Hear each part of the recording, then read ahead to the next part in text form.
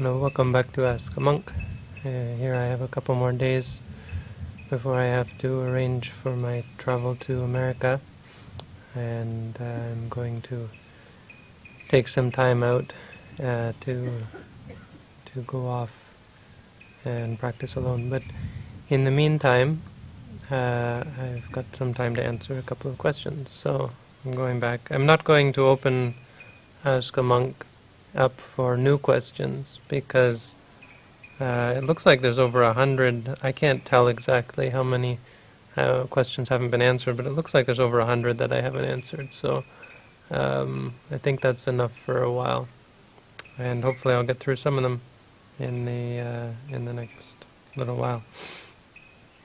So the next question I'm going to answer is a question. I'm currently reading a book titled "If You Meet the Buddha on the Road, Kill Him."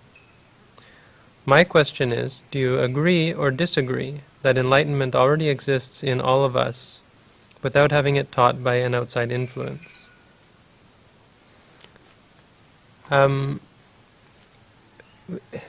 As with many of the things that we talk about in Buddhism, we have to overcome this idea of reifying things or giving an identity to things, or an entity, turning things into an entity. Let's put it that way. So when you talk about enlightenment existing inside of us, it kind of sounds like, and I'm not trying to criticize you, but this is what we often do, is we hear about these things so much that we start to look at them as things, as entities in and of themselves. Like you could cut yourself open and you'd find enlightenment, which obviously isn't what you meant, but that's kind of what the implication is, or what if you hold that kind of a concept, that's really what you're getting at, is that the idea is that there's something inside of us. And what that would be, I'm not sure. It's like the idea that people say of a soul, and that there is a soul inside of us, and the soul that goes from one body to the next, the self, the ideas of God, and so on. Because in Buddhism, this is a core concept, the idea of deconstructing identities and entities, and understanding things scientifically.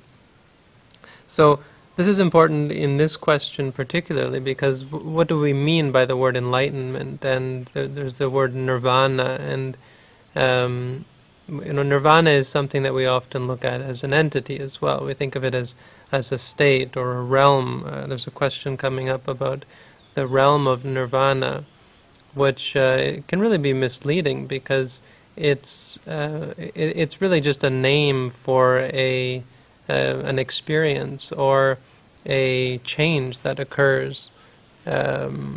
It's not in and of itself anything. Enlightenment, the word enlightenment, even if you just look it up in the dictionary, which is really, there's nothing secret about what the word enlightenment means. It simply means wisdom, or the awakening to some realization.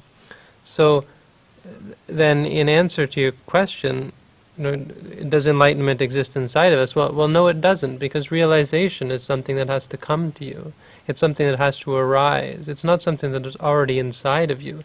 Either you've realized it or you haven't. If you've already realized it, then you're enlightened. If you haven't realized it, then you're not enlightened. So for all of those people who are identify themselves as being unenlightened, and who could be identified as being unenlightened, it's because they haven't realized a certain thing. So that realization doesn't exist inside of them, unless you think of it as some kind of entity.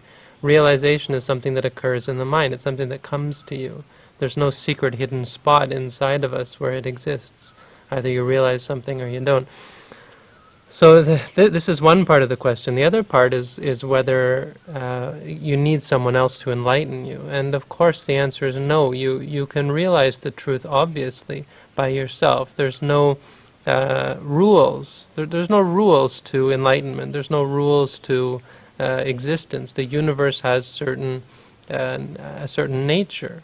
When you come to understand this nature, when you come to understand how the universe works. That's enlightenment, and it can come to anyone. It's 1,000 or 1,000,000 times easier when you're talking to someone who's already become enlightened or is on the path to becoming enlightened. There are many stages whereby you are able to let go, where you're able to see the freedom from suffering and get a glimpse of it and start to open yourself up to this realization. To learn from such a person is obviously far more beneficial, far easier than trying to find it on your own. But there are many different paths and many different people, and there's a lot of theories and philosophies surrounding this. Some people say that you should work until you're able to realize it for yourself. They want to be able to understand it for themselves without any help from other beings. And then there's the whole issue of what it is that you have to realize in order to become enlightened. So I'm not going to go into the details or the various ideas people have about what is enlightenment. Let's just leave it at that, where enlightenment is realizing and a realization of the nature of the universe and the nature of reality. And in Buddhism, or as I understand it, this is directly related to an understanding of happiness and suffering. What is it that causes suffering? An understanding of an understanding that leads us to become free from suffering, leads us to give up those things, those attitudes and behaviors that are causing us suffering. So it's not simply a realization about the nature of the cosmos or galaxies and solar systems, of physics and the Big Bang and so on.